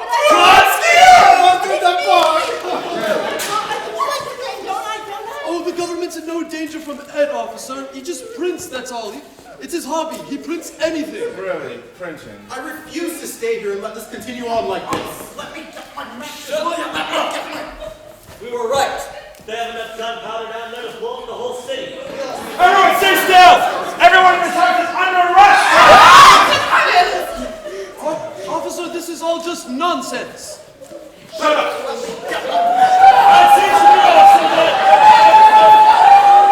Who is that?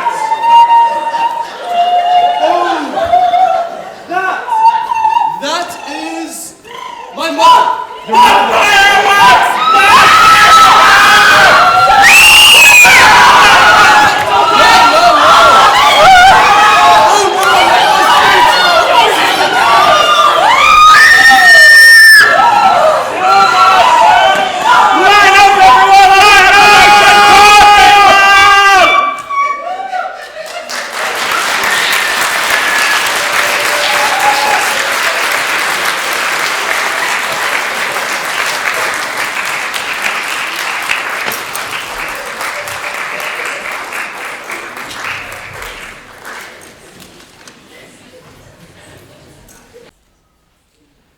For appearance in the West Side Court this morning, after spending the night in jail, the defendants, 13 in all, were brought before Judge Callahan and given suspended sentences for manufacturing fireworks without a permit. Yeah, they put me in the same cell as Mrs. Kirby and a dancer from the Gourmet show. I was in the cell with Mr. Kirby. My was he mad. Mrs. Kirby and the dancer fought all night long. A whole lot here about Mr. Kirby. Anthony W. Kirby, head of Kirby & Co. at 62 Wall Street, who was among those apprehended, declared he was in no way interested in the manufacturing of fireworks, but refused to state why he was on the premises at the time of the raid.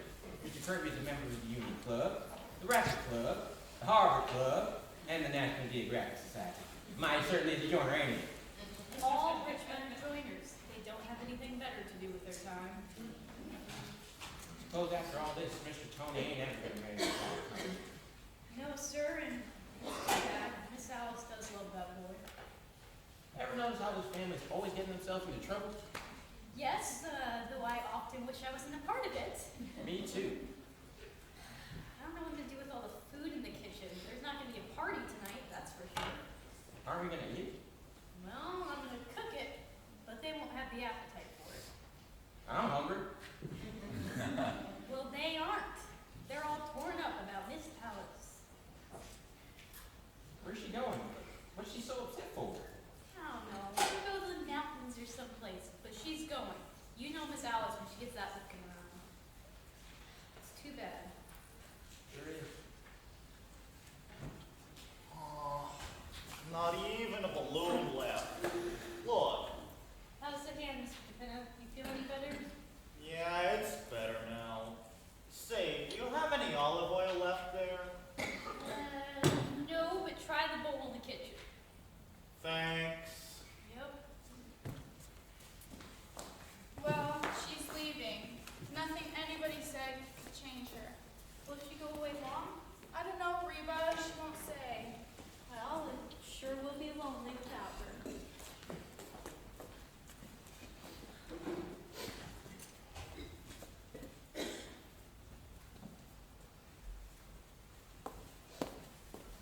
How you feel, Miss Sycamore?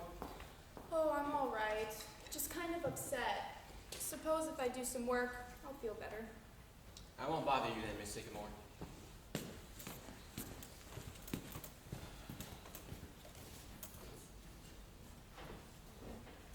Well, she's going now. Or, Penny. Yes. Now, Penny. I can't help it, Paul. Somehow I feel like it's our fault. It's my fault more than it is yours, Penny. All these years I've been going along just enjoying myself when maybe I should have been thinking more about Alice. Don't say that, Paul. You've been a wonderful father and husband, too. No, I haven't. Maybe if I'd gone and done something different, I don't know, anything, like an architect. I don't know, something Alice could have been proud of. I felt all that last night while watching Mr. Kirby. But we've been so happy, Paul. Yes, but maybe that's not enough. I don't know, I'm kind of mixed up right now.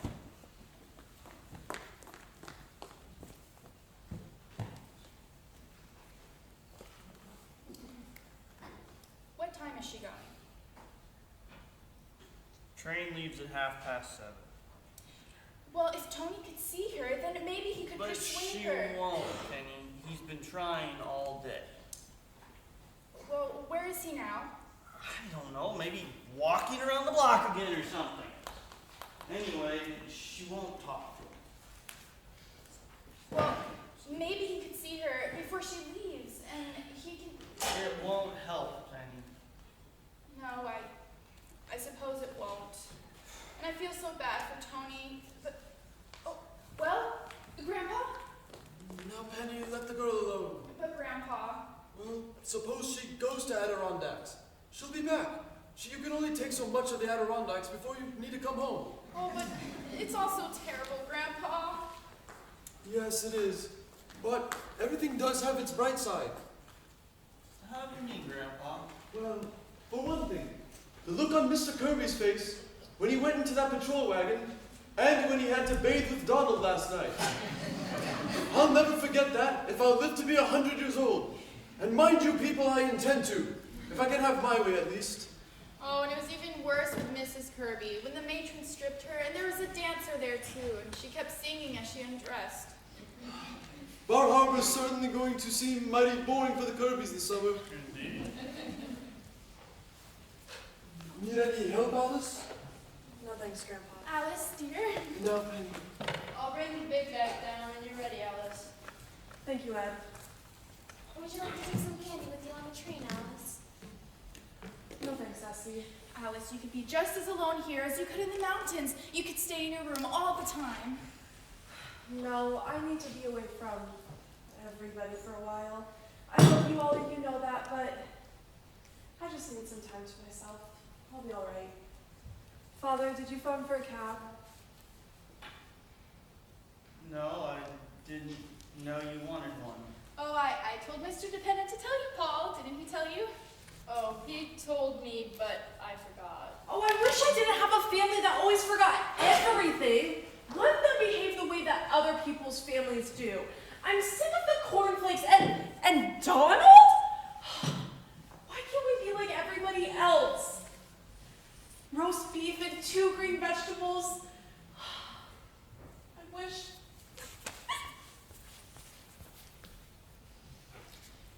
I'll see if I can do anything. Oh, Tony, she's in the kitchen. Talk to her. Thanks.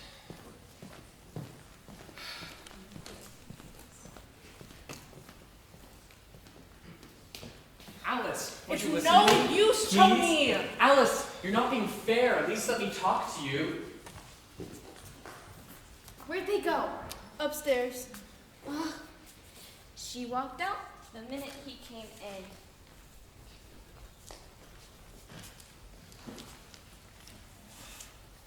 Knocked the olive oil right out of my hands.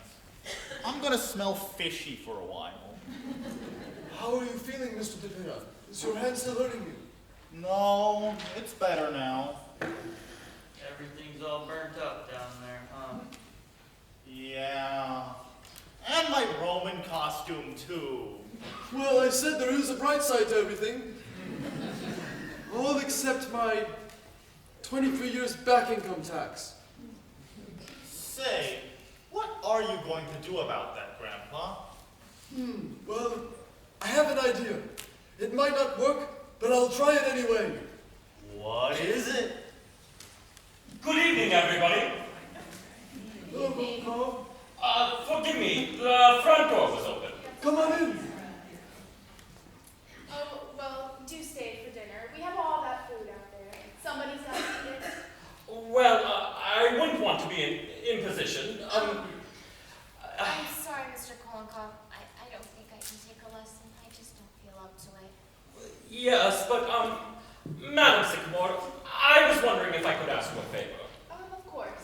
You have heard me tell of my friend, the Grand Duchess Olga Katrina, yes? Yes. She is a great woman, the Grand Duchess. Her cousin was the Tsar of Russia, and now she is serving baked beans in Child's Restaurant, Times Square. Well, if there's anything we can do, Mr. Kolonkov. I tell you, the Grand Duchess has not had a nice warm meal since before the Revolution. She must be hungry. Indeed.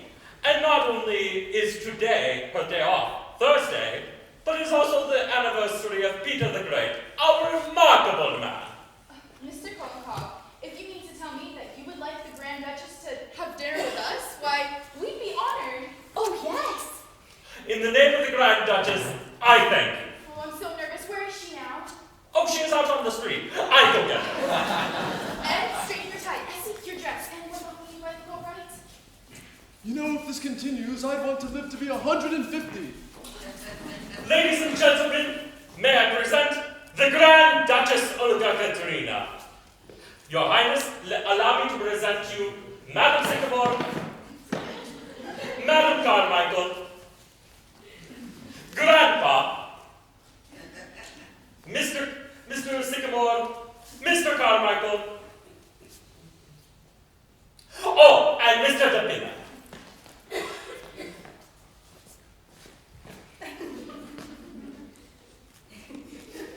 That's all right now, Mr. DePina.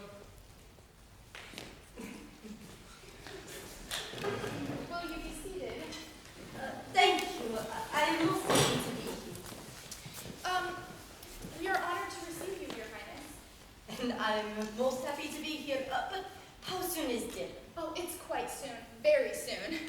I do not mean to be rude, but I must be back at the restaurant by 8 o'clock. I am substituting for another waitress. I will make sure you are back on time, Your Highness. Thank you, Colonel Cole. Say, Duchess, didn't you wait on me once at that child's place on 72nd Street? No, that was my sister. The Grand Duchess Natasha. I work in Times Square. Oh. There's quite a lot of your people over here, aren't there? Oh, yes. Many. My uncle, the Grand Duke Sergei, he is an elevator man at Macy's. A very nice man. Then there is my cousin, Prince Alexis. He will not speak to the rest of us because he works at Hattie Carnegie. He is in ladies' underwear. When he was selling hot dogs on Coney Island, he was willing to talk to you then. Ah, Colonel, our time is coming. My sister Natasha is studying to be a manicurist. Uncle Sergei, they have promised to make a floor walker. And next month, I get transferred to Fifth Avenue Childs. From there, it is only a step to Schultz, and then we shall see what Prince Alexis says. I think you've got him. You're telling me.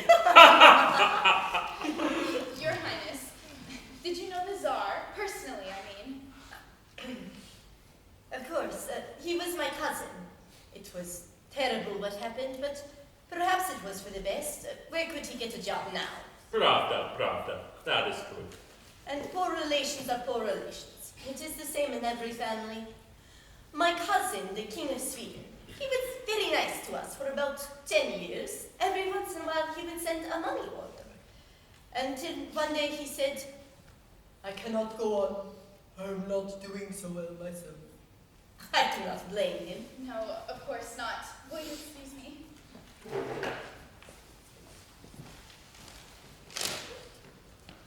So, Your Highness, is it true what they say about Rasputin? Everyone wants to know about Rasputin. Yes, my dear sir, it is true. And how? Oh, you don't say. Your Highness, we really must be watching the time. Oh, yes, I must not be late. The manager does not like me. He is a communist. Oh, we'll hurry things up, Your Highness. Essie, why don't you see if you can help Reba in the kitchen? Oh, I will help too. I'm a very good cook. No, Your Highness, not on your day off. Nonsense. Where is your kitchen? Oh, right this way, Your Highness, but you're the guest of honor. Oh, but I love to cook. Come, Polakov. If they've got sour cream and hot cheese, I will make them some blintzes. Ah, blintzes! Come, Pavlova, we show you something. Oh, the Duchess is all right, isn't she? Hey, Duchess, can I help? Wow, she has a nice fat face for a mask, doesn't she? Yes, she's lovely, considering she's a Grand Duchess.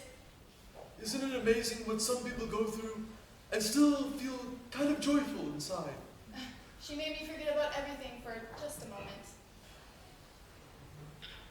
Well, better call that cab, I suppose.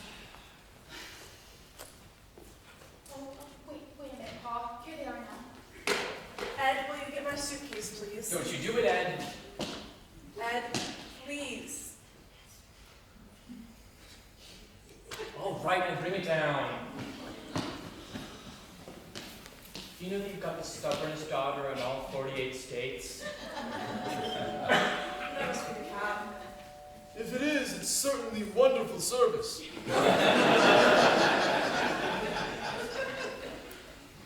Tony here, Alice? Yes, there's a secret. How do you do? Good evening. Good evening. Please forgive my intruder. Tony, I want you to come home with me. Your mother is very upset.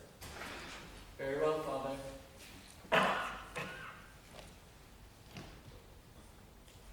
Goodbye, Alice.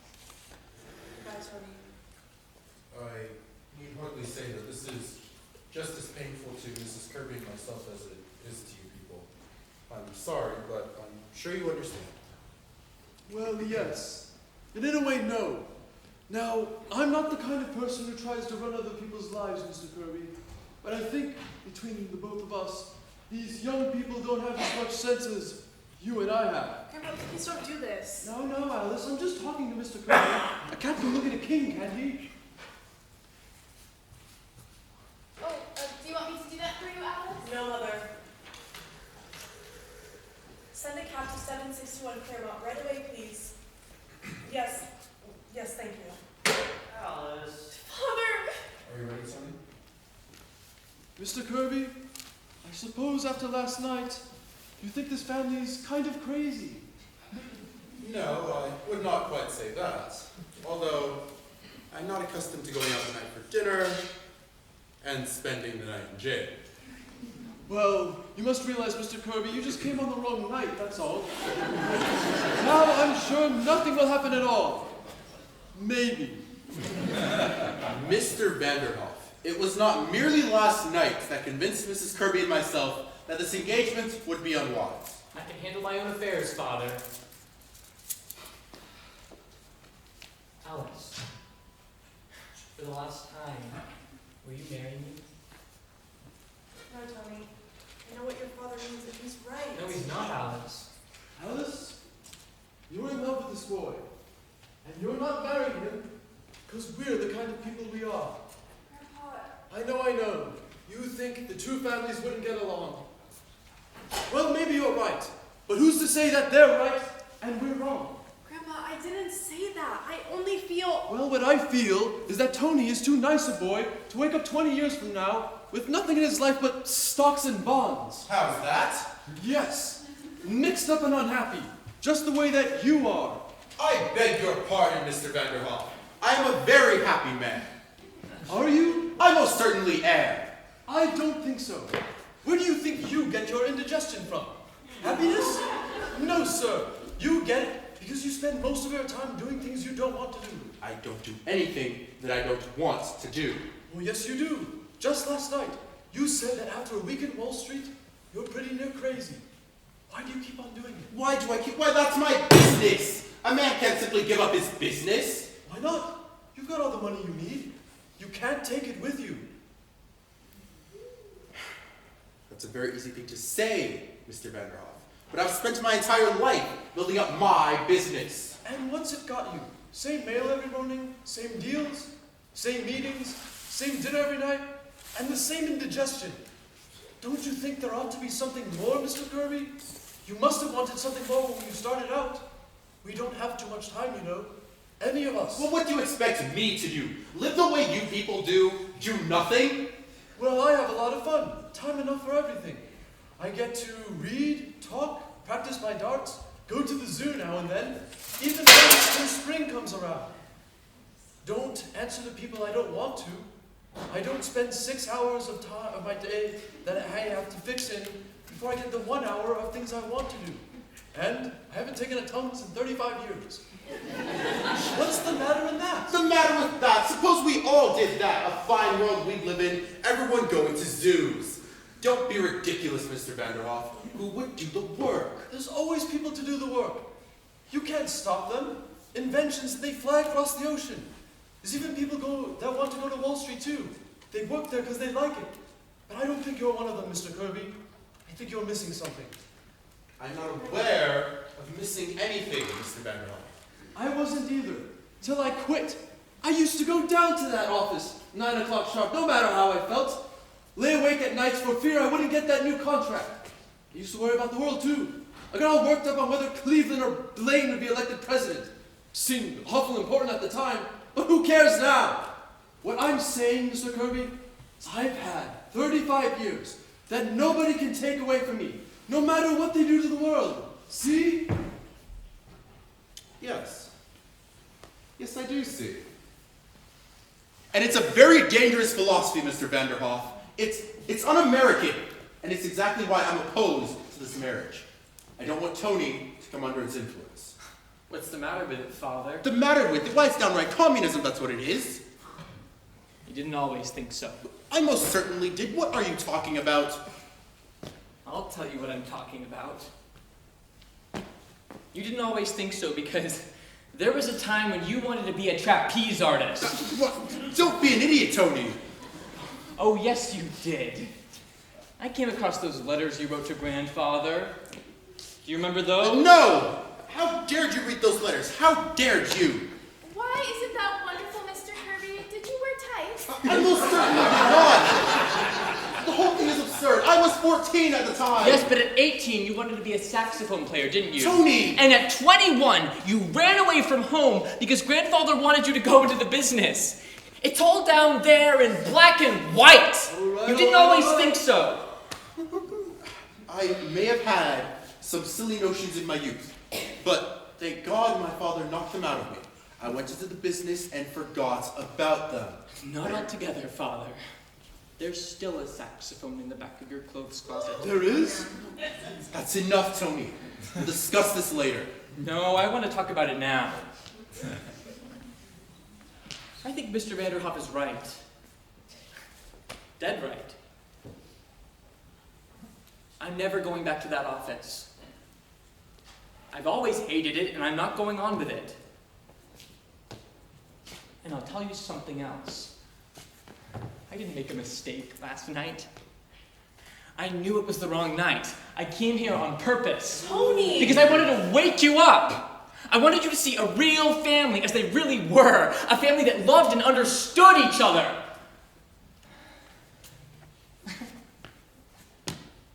You don't understand me. You've never had the time. Well, I'm not going to make your mistake. I'm clearing out.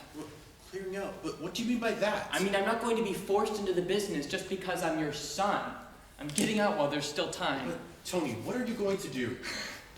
I don't know. Maybe I'll be a bricklayer. But at least I'll be doing something I want to do. That must be the cab. Ask him to wait a minute, Ed. Grandpa. Do you mind, Alice? Mr. Kirby, I think Tony is going through something that you and I did when we were his age. I think if you listen hard enough, you can hear yourself say the same things that you said to your father 25 years ago. We all did it, and we were right. How many of us would be willing to settle when we were younger for what we eventually got? All those dreams, what happens to them? It's only a handful of those lucky ones that can say they ever came close. And so, before they clear out that closet, Mr. Kirby, I think I'd get in a few good hours on that saxophone. Pardon me, but before I make the blintzes, how many will there be for dinner? Oh, I forgot to introduce to you, Mr. Kirby, the Grand Duchess Olga Katrina. How's that? How do you do? Before I make the blintzes, how many will there be for dinner? Oh, make a stack of them. Can't ever tell. Good. As Cesar always told me, Olga, do not be stingy with the blintzes. Who did you say that was, Mr. Vanderhoff? The Grand Duchess Olga Katrina. She's cooking the dinner. Oh! Oh, and speaking of dinner, why don't you and Tony both stay? How about it, Father? Are we staying for dinner? It'll give both of us a chance to get acquainted. Why not stay? Well, if you care to, Tony, I'd like to. Very much. Now, if Alice will send away that cab, Mr. Vanderhoff? How about it, Alice? It's going to be a nice crowd. Don't you think you ought to stay? I'm staying, Alice. The families ought to get to know each other, don't you think? Tony, oh Tony! Darling. My grandpa, you're wonderful. I've been telling you that for years. There was a letter that came through, Grandpa. It was in the icebox. Let me guess. Who sent it? The United States government. Oh, hello, Mr. Kirby. How do you do? Won't you step into the office, Miss Sycamore? I'd like to do a little dictating. All right. I better tell that cab. What is it, Grandpa? The United States government apologizes. I don't owe him a nickel. It seems I died 8 years ago.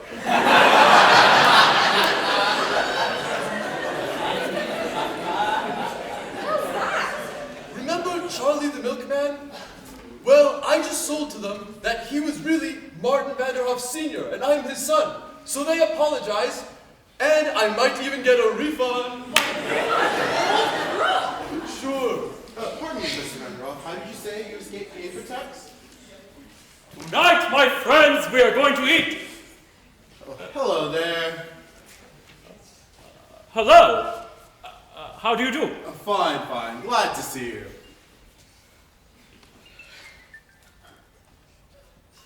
What is happening? He is relaxing. That's right. Play something, Ed. Dinner is almost ready. You can sit down. All right, everybody, time for dinner. Come on, Mr. Kirby. Oh, in a minute, in a minute. You like Russian food, Mr. Kirby?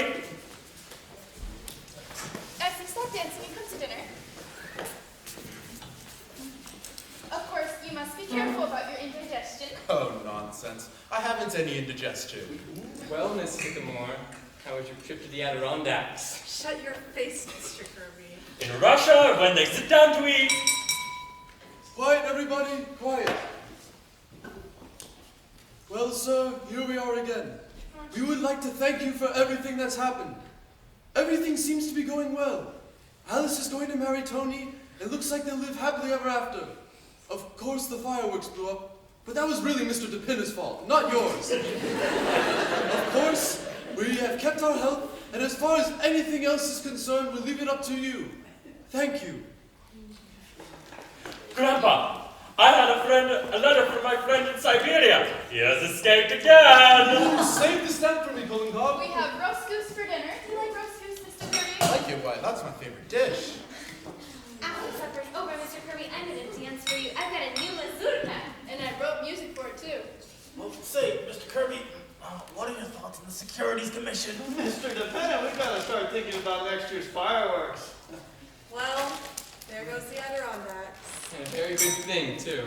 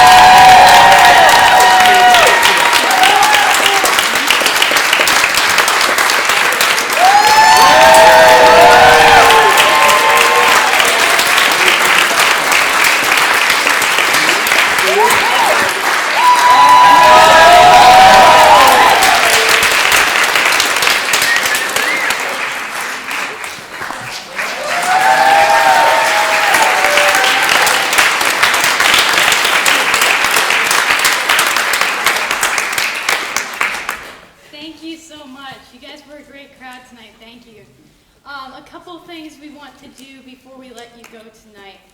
First of all, we got some people that we'd like to thank.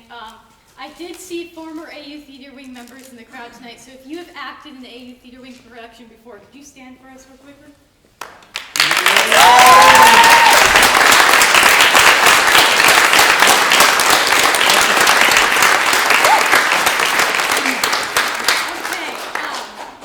Thank you guys for coming. It's great to have people back in the building.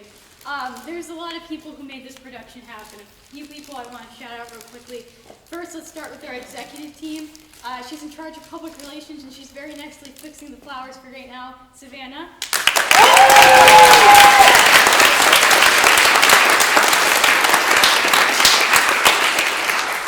Make sure all the finances are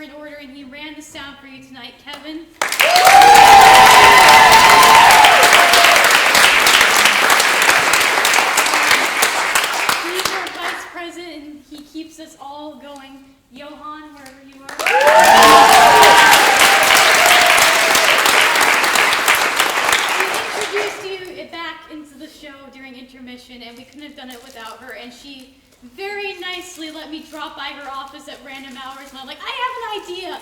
Dr. Denslow, thank you.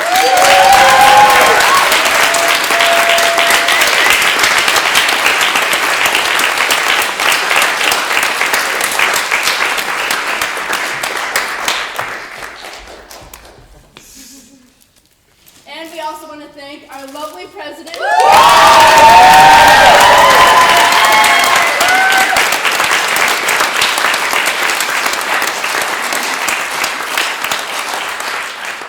Just a couple more people. There's a production team behind it, and for all the executive does, the production team gets the show on the road. And we just make sure that everything else falls into place. So, let's see if I can get the order right. First, the man who built the sets and the fireworks, and he's a wonderful firework manufacturer.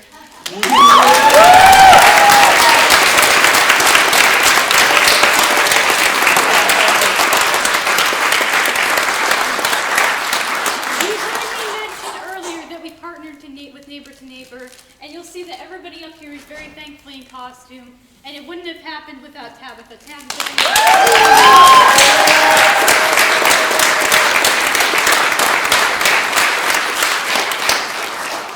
And now for the people who put in a lot of work for this production. We'll start with the person who we're very grateful transferred up here from Southwestern. She was an excellent Henderson tonight. Ladies and gentlemen, Jean Fitch.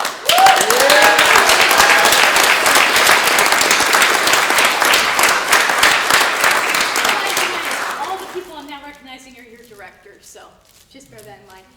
He's an excellent yodeler, and he was a wonderful Donald. Well, wherever you are.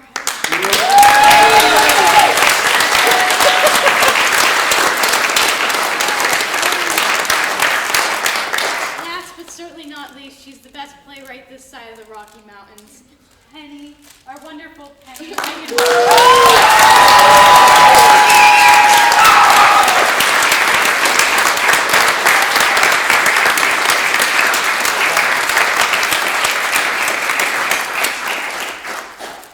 We will be out in the lobby should you wish to, I don't know, take some pictures of these excellent people. And we will have a donation bin if you feel so inclined to continue to support the arts on the Andrews campus. Thank you all for coming. If you could give it one more time for this awesome cast.